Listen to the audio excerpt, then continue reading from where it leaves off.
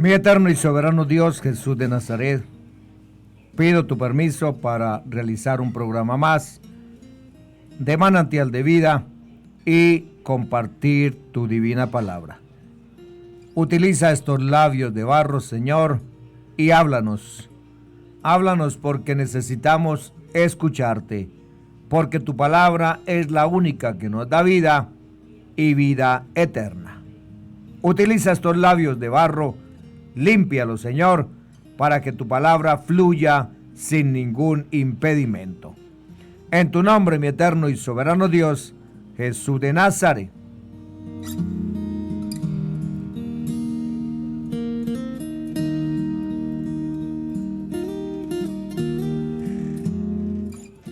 Mala interpretación de las Escrituras acerca del ministerio de la mujer en la actualidad. Gálatas 3, 25, 29. Pero venida la fe, ya no estamos bajo ayo, pues todos sois hijos de Dios por la fe en Cristo Jesús. Porque todos los que habéis sido bautizados en Cristo, de Cristo estáis revestidos. Ya no hay judío, no hay griego, no hay esclavo, ni libre. No hay varón, no hay mujer, porque todos vosotros sois uno en Cristo Jesús. Y si vosotros sois de Cristo, ciertamente linaje de Abraham sois, y herederos según la promesa. Estimados oyentes, el presente tema hace referencia al establecimiento de bases de la misión de la mujer y a ciertos aspectos del contexto histórico en el que ella se desenvuelve en tiempos del Señor Jesús, para mostrar la acción misionera de algunas mujeres en el Nuevo Testamento. La presencia de la mujer en la misión encomendada por el Señor Jesús no se redujo a la simple colaboradora, antes bien tuvo un papel de responsabilidad en la dirección de las comunidades o congregaciones cristianas en el siglo I. Es evidente que las mujeres en el Nuevo Testamento desarrollaron un papel activo y que participaron de manera directa y comprometida en la obra evangelizadora. Antes de hacer referencia al establecimiento de la base bíblica de la misión de la mujer, presentaré ciertos aspectos del contexto histórico de la mujer en tiempos del Señor Jesús, para pasar a mostrar después la acción misionera de algunas mujeres en el Nuevo Testamento. Miremos la situación de la mujer en tiempos del Señor Jesús. La situación de la mujer en tiempos del Señor Jesús era muy difícil, y esto continuó en las comunidades hebreas aún después de la destrucción de Jerusalén. El Señor Jesús reaccionó contra la excesiva marginación de las mujeres e introdujo cambios significativos en su comportamiento personal hacia ellas. Permitió que lo acompañaran algunas mujeres en algunos viajes durante su ministerio público y le ayudaran con sus bienes, con sus propiedades, con su dinero. Lucas 8, 1, 3. Este es un dato llamativo y comentado por la sociedad de entonces, aunque en realidad poco se sabe sobre las circunstancias de tal acompañamiento o en qué consistía su participación en el grupo de los seguidores del Señor Jesús. Una mujer casada no podía salir de su casa sin permiso de su marido, ni hablar con hombres en la calle. Debía llevar la cabeza cubierta en la sinagoga y en el templo de Jerusalén. Tenían un lugar aparte, distinto del de los hombres, y muchas otras limitaciones que impedían su participación en la vida pública.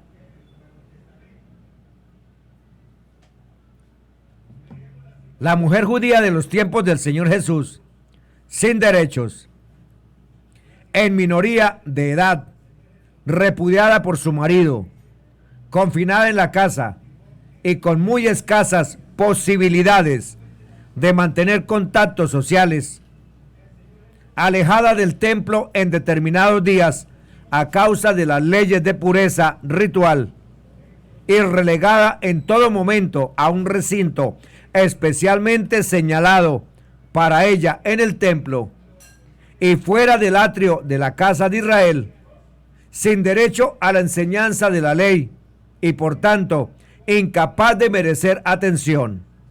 La mujer judía, pobre, pecadora y considerada en poco, se encontraba en una situación que la constituía en un ejemplo total de marginación. El ámbito familiar era patriarcal.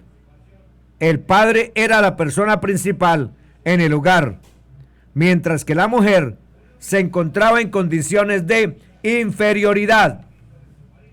Su primera tarea era atender las labores de la casa, incluidos los trabajos más duros. La relación con su esposo era de esclava a dueño y se la consideraba como parte de su propiedad. Éxodo 20:17, Deuteronomio 5:21.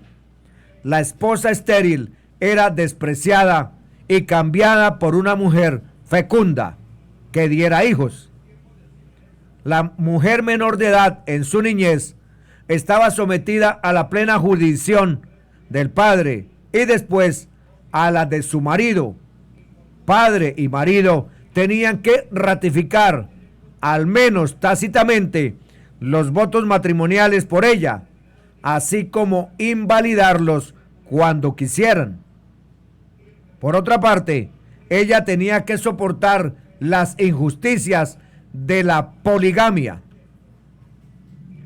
Sometidas al repudio o divorcio y el cumplimiento de la ley del levirato, Deuteronomio 25:5-10. Estas cosas iban en contra de su dignidad como mujer y esposa. La poligamia era permitida, aunque poco practicada, no por razones de fidelidad a la esposa, sino por razones económicas. Estos aspectos fueron derechos de los varones y generaron una mayor opresión en la mujer.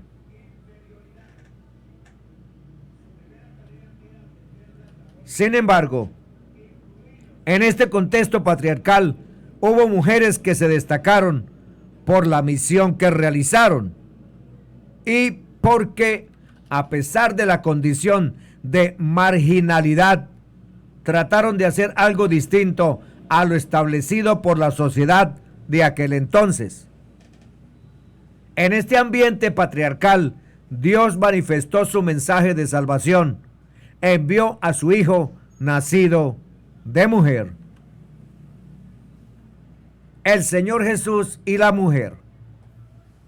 Los datos que nos ofrecen los evangelios revelan que el Señor Jesús acogió a algunas mujeres entre sus discípulos y seguidores. Llama también la atención y la libertad con que procedió en su trato con ellas, sin que se sintieran obligados por las leyes de pureza o impureza legal, cuando se trataba de ayudar a una mujer necesitada. Lo mismo hizo con los leprosos y otros enfermos o muertos. El Señor Jesús vino a proclamar la buena nueva a los pobres y oprimidos, entre los que se encontraban las mujeres. Lucas 4:18. No tuvo escrúpulo en hablar en público e instruir a la samaritana. Juan 4:27. Dejó que una mujer que padecía de flujo de sangre tocara el borde de su manto, a pesar de su estado de impureza. Marcos 5:25-34. Curó en día sábado a una mujer encorvada y la llamó hija de Abraham. Lucas 13:10-16.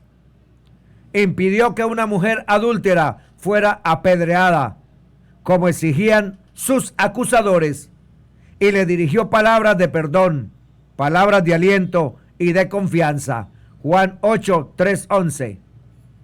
Se dejó besar los pies y ungir con perfume por una mujer pública, con gran escándalo del fariseo que lo invitó a almorzar y de los demás comensales. Lucas 7, 36, 50. Curó a la suegra de Pedro y la tomó con suavidad y respeto por la mano. Marcos 1, 29, 31. Se dejó ungir la cabeza en Betania, en casa de Simón, con un perfume costoso, y defendió a la mujer que realizó aquella acción. Marcos 14, 3, 9. Estimados oyentes, no necesitamos acumular más datos sobre esta conducta del Señor Jesús, que choca con algunas costumbres y leyes rituales judaicas, donde al contrariar a la religión tradicional que había impuesto mandamientos de hombres y donde aplica el verdadero espíritu de la ley, demuestran gran aprecio por la mujer, porque aquello que nos interesa es la participación activa de la mujer en la misión durante el tiempo del Cristo, de Dios, del Mesías. Algo de esto podemos vislumbrar en los relatos de la muerte y resurrección del Señor Jesús, donde se hacen presentes las mujeres como testigos de su agonía y sufrimientos. También hay un grupo de mujeres que adquieren un significado especial en los relatos evangélicos. Camino del Calvario salieron al encuentro del Señor Jesús a algunas mujeres que lloraban, mostrándole su amor y su ternura. Lucas 23, 26, 30. Sin embargo, las palabras que él les dirigió no fueron muy consoladoras. Hijas de Jerusalén, no lloréis por mí, llorad más bien por vosotras y por vuestros hijos. Lucas 23, 28. Pero ellas permanecieron. Y en el Calvario, colgado en la cruz, contempló a distancia aquella escena de dolor y de escarnio del grupo de mujeres que lo habían seguido desde Galilea. Marcos 15, 40, Mateo 27, 55, 56, Lucas 23, 49.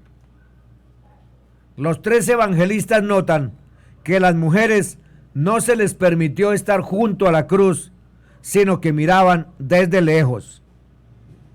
Las que fueron testigos de su pasión y muerte habrían de ser las primeras en ver al resucitado Jesús de Nazaret.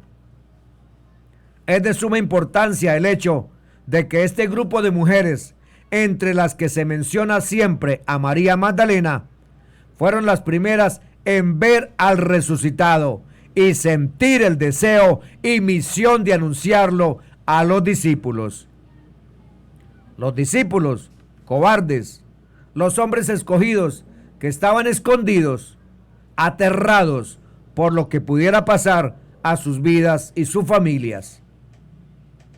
Haber sido testigos de la resurrección del Señor Jesús era una condición indispensable para poder ser incluido en el grupo de los 12, como se observa en la elección de Matías para sustituir a Judas, Hechos 1:22. También fue condición del grupo mayoritario de discípulos de Cristo en número de 500, 1 Corintios 15:6, que predicaron su resurrección. 1 Corintios 15, 1, 4, 11, 12. El mismo apóstol Pablo fundó su misión en haber visto al Señor camino de Damasco. Gálatas 1, 12, 16. Tenemos, por tanto, un hecho importante y significativo. Las mujeres son las primeras en ver al Señor Jesús resucitado y reciben el encargo de anunciarlo a los discípulos. Mateo 28:7, Marcos 16:7, Lucas 24:9, Juan 20:18.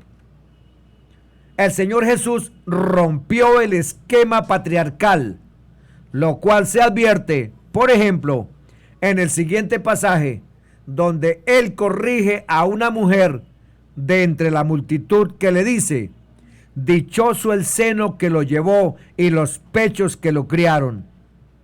A esta mujer, Cristo le dijo: dichosos más bien los que oyen la palabra de Dios y la guardan.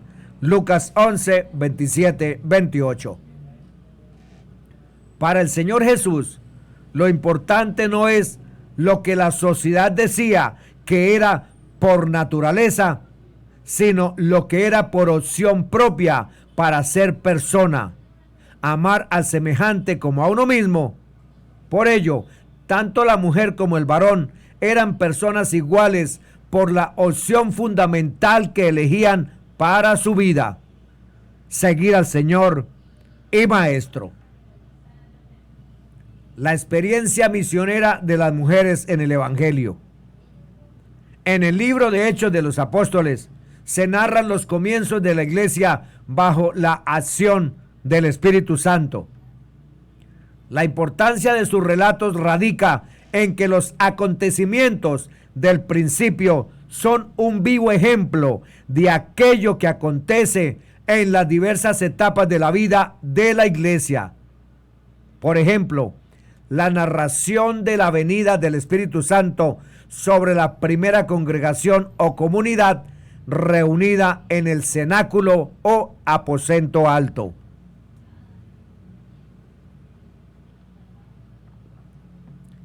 En esta comunidad o congregación están presentes los apóstoles, las mujeres, entre ellas María, la madre del Señor Jesús, y sus hermanos.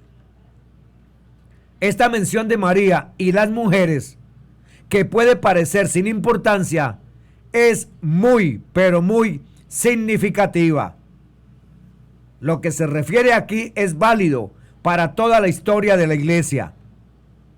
En las reuniones de los primeros cristianos para orar, escuchar las enseñanzas de los apóstoles y partir el pan, Hechos 2, 42, 46, las mujeres desempeñaron sin duda un servicio importante, entre otras razones, porque las reuniones se tenían con frecuencia en la casa de alguna de familia con posición acomodada. Al ser liberado Pedro de la cárcel, se dirigió a la casa de María, la madre de Marcos, donde se hallaban reunidos los fieles en oración. Hechos 2, 42, 46. En el ambiente griego, Pablo y sus compañeros se hospedaron en casa de Lidia, la vendedora de púrpura, después de haberse bautizado ella y los de su casa. Hechos 16, 15. Nada se nos dice de su marido ni de sus hijos, signo evidente de que la protagonista es ella, Lidia. Otras veces se resaltan las obras de caridad de una mujer, como en el caso de Tabita, rica en buenas obras y limosnas. Hechos 9, 36, 39. Se mencionan además las 4 hijas del diácono Felipe, que eran vírgenes y profetizaban. Hechos 21, 8, 10. Aquí se trata de un ministerio profético, aunque no se especifica su contenido ni su frecuencia. El matrimonio de Priscila y Aquila completan en Efeso la instrucción cristiana de Apolo, enseñándole con mayor exactitud el camino de Dios. Hechos 18, 26. También aquí, al nombrar a Priscila antes que a su marido, indica que era ella la principal protagonista de esta instrucción. Estos datos del Nuevo Testamento no son muchos ni excesivamente impresionantes, pero sí dejan claro que la mujer no estuvo ausente en los comienzos de la evangelización y formación de la iglesia. A modo de conclusión del recorrido hecho hasta ahora, se puede resaltar el servicio o ministerio protagónico, liberador y misionero de la mujer en el Nuevo Testamento, que se considera de mucha importancia para la historia de las misiones, porque es el primer intento de elaborar el establecimiento de la base bíblica de la misión de la mujer durante el siglo I después de Cristo. El punto de partida para realizar una interpretación de los textos bíblicos desde la misión ejercida por las mujeres cristianas del siglo I es la actitud del Señor Jesús, que en un contexto patriarcal motivó la acción misionera de las mujeres al admitirlas como allegadas cerca a sus discípulos escogidos. Marcos 15:40, Lucas 8:1-3, Hechos 1:14, y hacerlas privilegiadas de atestiguar su resurrección a los que se consideró como los escogidos, que por muchos siglos dicha labor de servicio de anuncio a los 11 fue silenciada. Según los evangelios, las mujeres asumieron la invitación del Señor Jesús de seguirle, desafiaron el sistema patriarcal vigente de la época, hablaron a solas con él, tocaron su vestido o los pies de su cuerpo, se dirigieron a él en público, interpelaron su actuar de misión solo a los israelitas y sin discusión alguna le siguieron y le sirvieron como discípulas. Desde el contexto del evangelio, ellas son el eslabón para el reconocimiento de la participación fundamental de las mujeres en la acción misionera de la iglesia.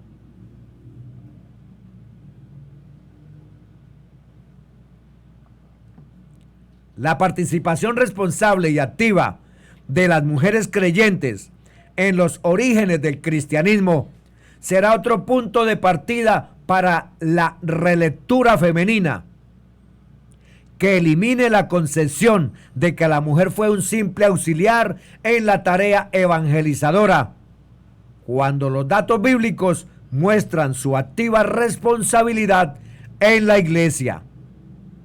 Este estudio bíblico se enfocará desde la interpretación más ceñida a devolverle la dignidad y honra al ministerio o servicio femenil en la iglesia primitiva. Un modelo de interpretación crítico, decisivo, preciso y argumentativo, no basado en suposiciones o sentimientos machistas, teniendo en cuenta los aspectos patriarcales y los elementos liberadores en los escritos del Nuevo Testamento. A continuación, tomo algunas pautas de reglas metodológicas para realizar el análisis de los textos bíblicos que hacen referencia a la experiencia misionera de la mujer en el Nuevo Testamento. A. Analizar los textos siempre dentro de su contexto textual. B. Analizar el contexto cultural de la época en que el texto fue escrito para tratar de descubrir las estructuras de opresión a las mujeres y las posibles soluciones de liberación en su entrega voluntaria al desempeño de su misión. C. Analizar la función del texto dentro del grupo para el cual fue escrito. D.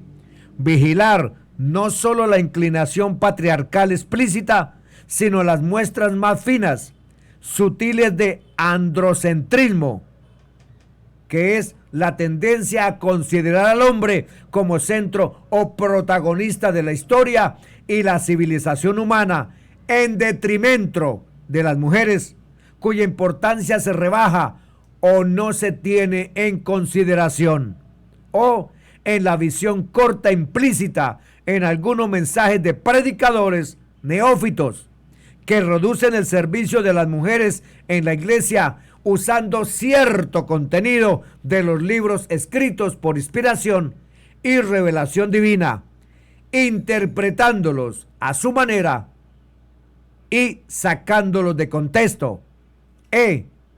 Aplicar la regla de interpretación de la sospecha.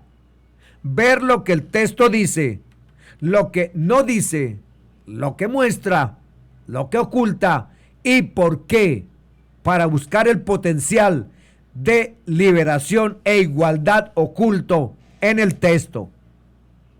Estos pasos de interpretación correcta no se ejecutan como siguiendo una línea, sino como los movimientos de una danza, aquí y allá. Isaías 28, 9, 10.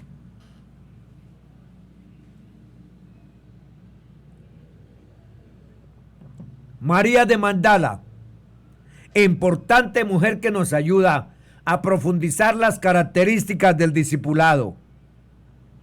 El evangelio que más temprano menciona a las mujeres seguidores del Señor Jesucristo es Lucas 8, 1, 13. Existe gran tendencia a concluir de este texto que las mujeres que siguen al Señor Jesús son una especie de benefactoras y que su función es realizar labores domésticas. Hay 3 sujetos, además del Señor Jesús, los 12 y algunas mujeres a quienes se cita por su nombre y de las que se dice que habían sido curadas de enfermedades y otro grupo anónimo. Este hecho se presenta para diversas lecturas de comprensión del tema, no interpretaciones que desvíen el tema. Por una parte, quienes van con el Señor Jesús proclamando la buena nueva del reino de Dios son 12 y algunas mujeres, las citadas por su nombre. Por otra parte, el sujeto antecedente de la frase, las cuales le servían con sus bienes, sería otras muchas. Repitamos de nuevo el asunto para su comprensión.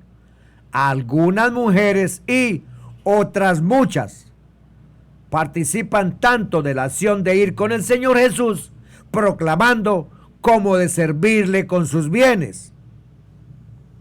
Aquellas citadas por su nombre y otras muchas serían las que acompañan al Señor Jesús y a los 12 sirviéndoles con sus bienes. Eso queda claro. No podemos desligar a las mujeres que acompañaron al Señor y Maestro junto con sus discípulos. Ellas también forman parte de la comitiva evangelizadora. El Señor Jesús proporciona y anuncia la buena nueva del reino de Dios junto a los 12 y algunas mujeres. De estas se dice que habían experimentado en su existencia lo que supone la llegada del reino. En concreto, María Magdalena, tras ser liberada de 7 demonios, había experimentado la salvación ofrecida por el Señor Jesús. Así se muestra como real esa invitación universal de Dios a su presencia e intimidad anunciada por los profetas y cumplida en Cristo. A esto parecen apuntar los verbos proclamar y anunciar la buena noticia. En Lucas 23:49 se habla de las mujeres que le han seguido desde Galilea y en Lucas 24:10 agrega el nombre de María, la de Santiago, y las demás que estaban con ella. En Marcos 15:40-41 se habla de las mujeres que le seguían y le servían cuando estaba en Galilea, y de otras muchas que habían subido con él a Jerusalén. En este evangelio se agrega otro nombre, Salomé, y enseguida Mateo 27:55-56 también habla de muchas mujeres. aquellas que le habían seguido desde Galilea para servirle, y a la madre de los hijos de Zebedeo. Aquí no aparece Salomé como en Marcos. En Juan 19:25 se habla de su madre, de la hermana de su madre, de María, la de Cleofas, como de otras mujeres más, una de ellas con nombre propio que se suma a las ya mencionadas. María Magdalena aparece sin excepción en los 4 evangelios. Entre estas mujeres que le siguen y que han subido con él a Jerusalén. En el evangelio de Juan, María Magdalena es mencionada como primer testigo de la resurrección. Los datos anteriores presentan a María de Magdala junto a otras mujeres dentro del movimiento misionero del Señor Jesús y de su comunidad de discípulos, a quienes se les revela el misterio del reino.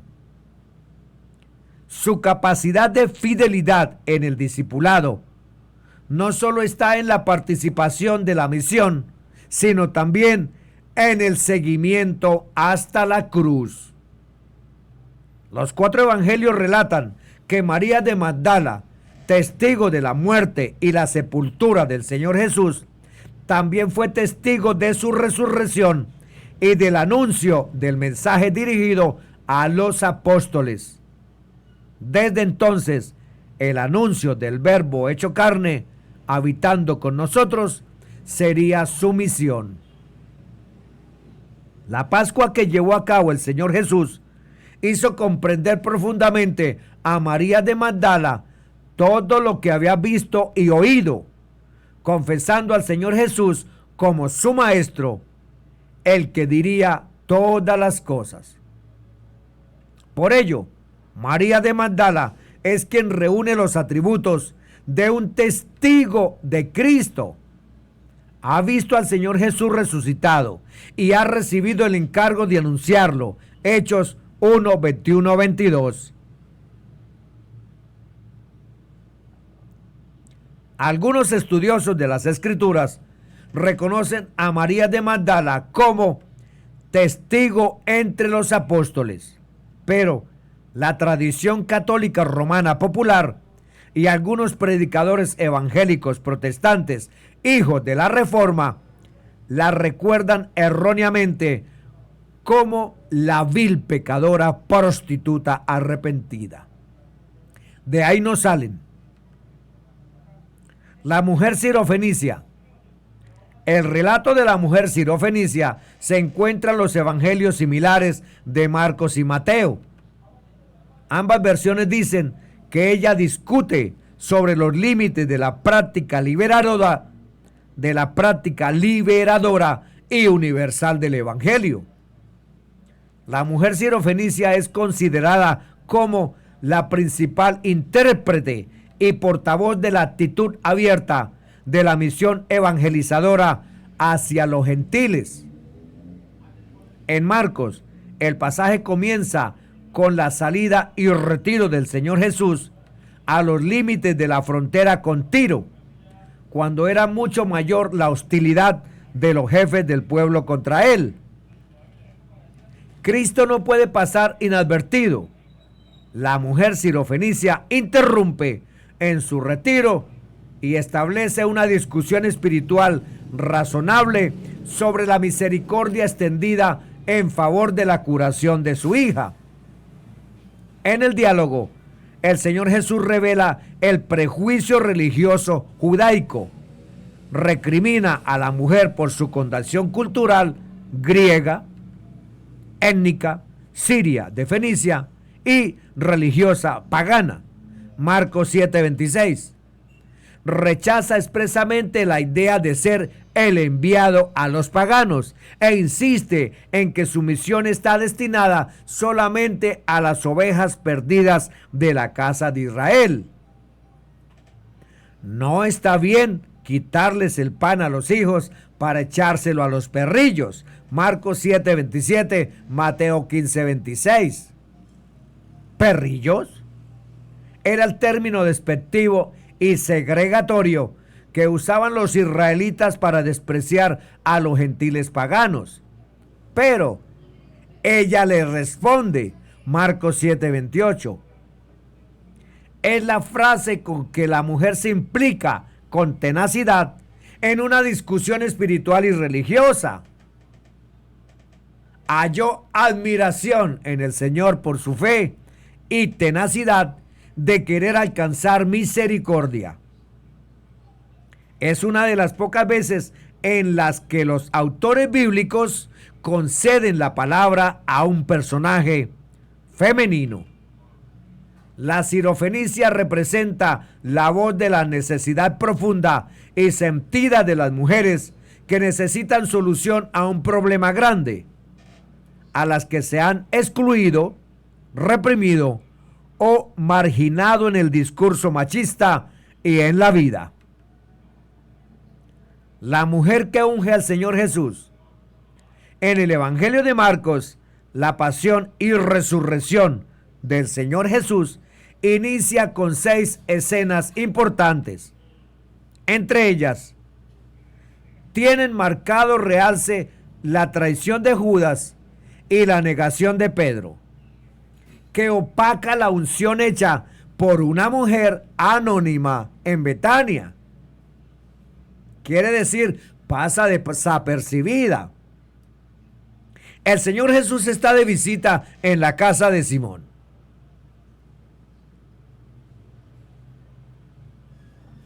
Simón el leproso. Y a pesar de la tradición de recibir al invitado con honores característicos del sentido hospitalario israelita, al Señor Jesús nadie de la casa, ni siquiera el mismo Simón, le ofrece tales honores. Una mujer interrumpe en el lugar reservado solo para varones y va mucho más allá al tocar a un varón en público. Guiada e impulsada por su fe, desafía las estructuras sociales y religiosas al entrar a la casa sin ser invitada. Valientemente y sin necesidad de palabras ni discursos, se arriesga. Unge los pies del Señor Jesús sin importarle la reacción de los demás, sus críticas, ni sus murmuraciones negativas. Tampoco considera las consecuencias futuras o la censura de la sociedad patriarcal de la época. La mujer se despoja de sus bienes materiales, compra perfume puro de nardo de gran precio. Es probable que hubiera vendido cuanto tenía para poder comprarlo, para poder adquirirlo. Irónicamente, los varones presentes solo conceden al acto un valor económico y se esconden tras la falsa mascarada de la caridad, al pensar en lo que se hubiera podido adquirir con este monto para dárselo a los pobres. ¿Para qué este desperdicio? ¿Para qué este perfume malgastado? Este perfume se podía haber vendido por más de 300 denarios y habérselo dado a los pobres. Y la regañan y refunfuñan contra ella. Marcos 14, 4, 5. Ante las críticas a la mujer, el Señor Jesús hace ver a sus seguidores el valor profético de aquel acto. ¿Qué estaba haciendo esta mujer? Ungiendo al Mesías para su sepultura. Como en otras oportunidades, el Señor Jesús da a la mujer su lugar de persona responsable ante su condición y se da cuenta que ella es la única que ha comprendido que lo juzgarán en las próximas horas y que ella realiza una acción profética al ungirlo. Sobre el mismo hecho, la Escritura nos muestra que es la expresión de estas mujeres de la comunidad temprana evangelista que andan con el Señor y Maestro, que entreven o figuran ya su misión. Donde quiera que el Evangelio, la buena noticia, sea anunciado, en cualquier lugar del mundo, se recordará el ejemplo de esta mujer. Ungir a su Señor para el sufrimiento que pasaría. Olor agradable y fragante a Dios, el sacrificio de Cristo. Manifiesta que el pasaje es un momento memorable del futuro, anunciador de la buena nueva. Quien tiene una experiencia personal con Cristo es contado con los suyos. Dios le honra por honrar al que envió. Juan 5:23. Con ese acto se recuerda y distingue las contribuciones de las muchas seguidoras o discípulas del Señor Jesús, quienes desempeñaron un papel decisivo en la extensión del Evangelio. Las mujeres discípulas. Lucas es uno de los evangelistas que da importancia a la mujer en sus relatos.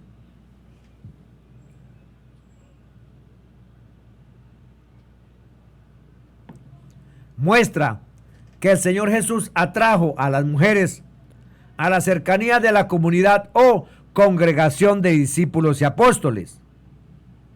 Con esta actitud demostró su fidelidad a la Escritura, Deuteronomio 31, 11, 12, y subvirtió las costumbres sociales y religiosas patriarcales, asumiendo como maestro las implicaciones sospechosas de los líderes religiosos que condenaban que tal comportamiento traía rechazo consigo. Lucas ubica a muchas mujeres en el mismo plano de misión anunciadora de las buenas nuevas, junto a los apóstoles que acompañaban al Señor Jesús, que lo seguían e incluso financiaban su tarea misionera. ¿Con qué? Con sus recursos económicos, con su dinero. Las mujeres ofrecieron sus bienes para financiar la propagación de la buena noticia. Desde el punto de vista femenino, la mujer sabía lo que es el desprendimiento de las cosas materiales y conocía lo que significa llevar adelante una tarea con las implicaciones económicas propias de la alimentación y otras necesidades básicas del grupo del Señor Jesús, que lo había dejado todo.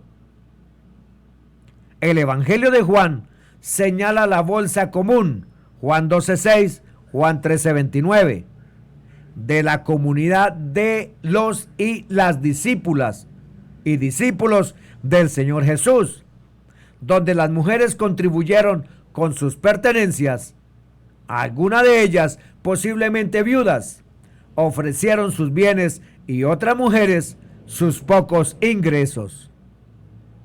Esta actitud de la mujer de entrega generosa y poco apego a los bienes económicos es mencionada varias veces en los evangelios: Marcos 12:44, Mateo 26:6-13, Lucas 7:36-50. En contraposición a lo hecho por las mujeres que seguían al Señor Jesús, los evangelios muestran la actitud de algunos varones. Por ejemplo, la del joven rico, Marcos 10:21-22, que no sigue al Señor Jesús por apego excesivo a sus riquezas, y el enojo de los discípulos que reprendieron a la mujer de Betania por comprar un caro perfume para ungir al Señor Jesús. Mateo 26:8. Dentro del ambiente patriarcal israelita, la actitud de las mujeres de fe era inaudita. En una sociedad que las segregaba a lo doméstico, era inconcebible su renuncia y salida de los límites socioculturales para entregarse al anuncio evangelizador. La mujer misionera en las primeras comunidades cristianas. Cuando se habla de la acción misionera de la iglesia primitiva, generalmente se hace referencia a Pedro y a Pablo, a quienes la iglesia han considerado los apóstoles que propagaron el evangelio. Así es colocado en segundo plano la acción u obra de creyentes femeninas en la misión. Al respecto, sobre la reconstrucción del papel de la mujer en el movimiento cristiano primitivo, consideramos que se debe comprender la misión de Pablo dentro del ámbito evangelizador de la iglesia para recuperar y valorar el papel evangelizador de la mujer. Es evidente que las mujeres en el Nuevo Testamento desarrollaron un papel activo y que participaron de manera directa y comprometida en la obra evangelizadora. En este sentido, se identifica a 3 mujeres que fueron evangelizadoras y responsables de las comunidades cristianas en tiempos de la iglesia primitiva. Priscila, 1 Corintios 16, 19, Romanos 16, 3, 5. Febe, Romanos 16, 1, 2. Y Junia, Romanos 16, 7.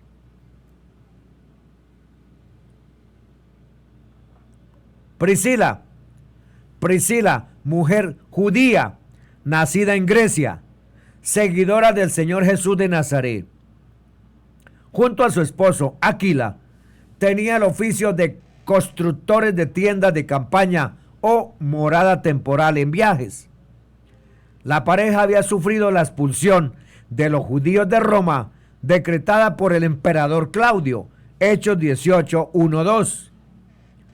La presencia de Priscila y Aquila se hace evidente junto a Pablo, a quien acompañaron en su viaje de vuelta hasta Éfeso, Hechos 18, 18, 19, donde anuncian el evangelio de manera independiente, es decir, no acudiendo a la sinagoga judía. A ella y a su esposo se les atribuye la formación de Apolo, un judío elocuente que dominaba las escrituras y que había sido instruido en el camino del Señor y anunciaba al Señor Jesús instruido solo en el mensaje de Juan el Bautista, Hechos 18, 24, 26. Los esposos formaron una comunidad cristiana en Roma y Pablo, en su carta a la misma comunidad o congregación, manifiesta el testimonio de fidelidad que dieron Priscila y Aquila. Saludad a Priscila y Aquila, mis colaboradores en Cristo Jesús, quienes, por salvar mi vida, se jugaron la suya. Y no solo tengo que agradecérselo yo, sino todas las iglesias de procedencia gentil. Saludad también a la iglesia que se reúne en su casa. Romanos 16, 3, 5. Febe. Pablo no tiene reparos en reconocer la autoridad del trabajo ministerial o servicio a Dios de las mujeres. En este caso lo hace con Febe, la diaconisa principal de la iglesia de Cencreas. Os recomiendo a nuestra hermana Febe, diaconisa de la iglesia de Cencreas. Recibirla en el Señor de una manera digna de los santos y asistirla en cualquier cosa que necesite de vosotros, pues ella ha sido protectora de muchos, incluso de mí mismo. Romanos 16, 1, 2. Febe, por su cargo de diaconisa, asumió el trabajo de emisaria entre las comunidades cristianas y con el respaldo de su autoridad favoreció a Pablo para lograr una aceptación en la iglesia de Roma y llevar adelante su proyecto misionero a España. Romanos 15, 22, 24. Junia es otra mujer femenina que expresa la relevante responsabilidad que tuvieron las hermanas creyentes en la extensión del evangelio. Ante la dificultad de comprender que una mujer fuera nombrada como testigo fiel y capacitada, sobresaliendo o destacándose entre los varones de la iglesia, algunos biblistas interpretaron el nombre de Junia con el de un varón. Junia es nombre de varón, lo que hace fácilmente comprensible la última parte del versículo. Comentario bíblico de Jerónimo, sacerdote católico.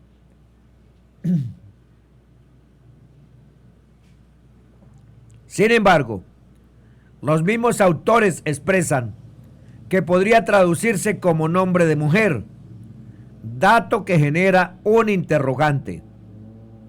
De ser esto cierto, y si el nombre es realmente Junia, ¿qué importancia tendría ello para el problema de la ordenación de las mujeres como ministros, siervas de Jesucristo? Actualmente los comentaristas bíblicos en general indican que Junia es un nombre femenino. En la carta a la comunidad de los romanos, Pablo envía saludos a Andrónico y a Junia, mis parientes y compañeros de prisión, insignes entre los apóstoles y cristianos incluso antes que yo. Romanos 16:7.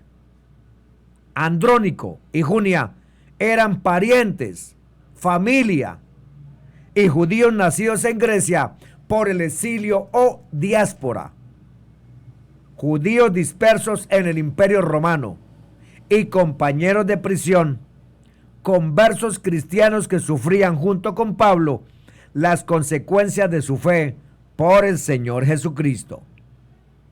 Tanto a Junia como a Andrónico se les reconoce como siervos o ministros del Evangelio, además insignes entre ellos. Desde el punto de vista paulino, pertenecían al grupo de testigos antiguos, que eran mayor en número en evangelización de los 12. 1 Corintios 15:6. Otras mujeres misioneras. Las fuentes del movimiento misionero del primer siglo son básicamente las cartas de Pablo y el libro de Hechos de Lucas.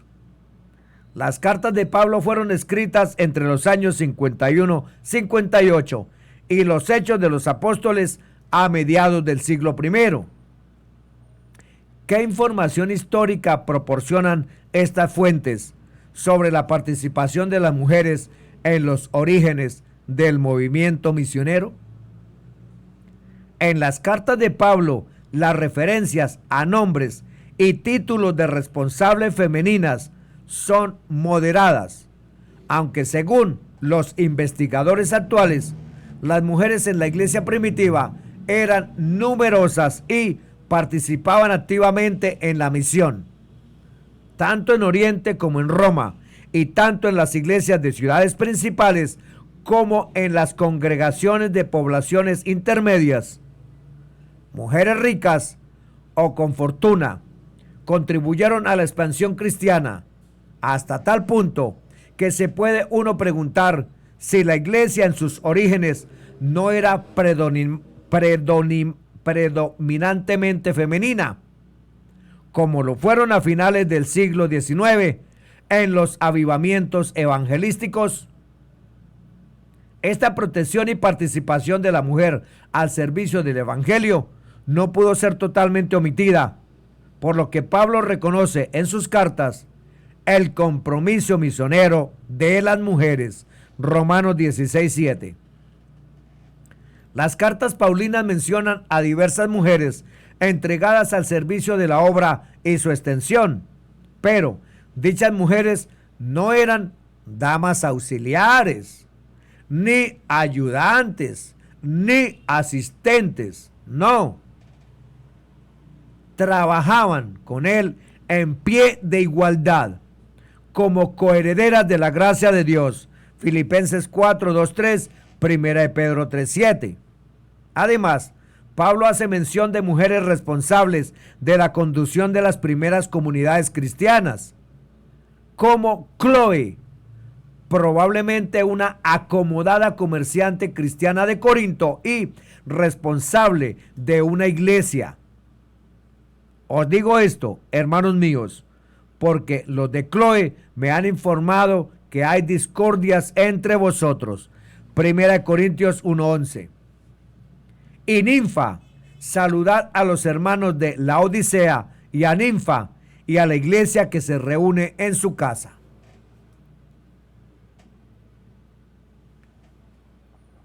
Conclusión. Los lectores de las Escrituras partidarios de las mujeres que ejercían como siervas en el ministerio de evangelización en la iglesia primitiva diseminada en el Imperio Romano, dicen que Pablo era parte de un mundo cristiano antiguo en el que algunos líderes de la iglesia eran mujeres, basados en la información que concede sobre sus labores en las iglesias. Los opositores, por su parte, creen que el apóstol prohibió a las mujeres ejercer el poder en la iglesia, tratándose de mujeres testigos de la resurrección que componían el grupo mayoritario de los 500. ¿Cómo podrían no ejercer su labor de profetas, evangelistas, maestros o los dones espirituales en medio de la congregación? Romanos capítulo 12, 1 Corintios 12, 1-31. En su papel de autoridad en la vida de las comunidades cristianas de los primeros tiempos, Pablo no tiene igual. Y aunque parezca un autoritario machista, es sacado de contexto histórico sus escritos. Como figura clave en las primeras iglesias que se iban extendiendo fuera de Israel, sus cartas a los primeros cristianos fueron recopiladas con sumo cuidado para formar una parte importante del Nuevo Testamento. Aunque contengan disputas locales, cuestiones de administración, control gobierno en la iglesia, donde a menudo reflejan el enfado del apóstol como escritor, porque desacatan su autoridad pastoral, sus órdenes como autoridad apostólica o los mandamientos dados por el Señor por medio suyo. Disputar sobre el servicio ministerial ejercido por las mujeres hoy no sorprendería a Pablo. En sus escritos lidió con disputas más fuertes y duras entre los cristianos y a menudo aconsejó que si alguien insiste en un principio que otro considera poco importante, esta persona debe aceptarlo en lugar de hacer tendencioso un método o pensamiento personal. Romanos capítulo 14. También es conocido lo que en otra ocasión escribió, que nos convence que la situación de resolver conflictos de intereses o de confrontación por interpretación de asuntos o temas es sencillo. El hombre de Dios que ostenta la autoridad recibida de Dios debe humillarse como su Señor y no ser contencioso. Para los judíos me convertí en un judío, para ganarme a los judíos. Para aquellos que no siguen la ley judía, me convertí en alguien que no sigue la ley. Me he convertido en todas las cosas para toda la gente, para de todos modos poder salvar a algunos. 1 Corintios 9, 20-22. Bendiciones para todos. En el nombre que es sobre todo nombre, Jesús de Nazaret.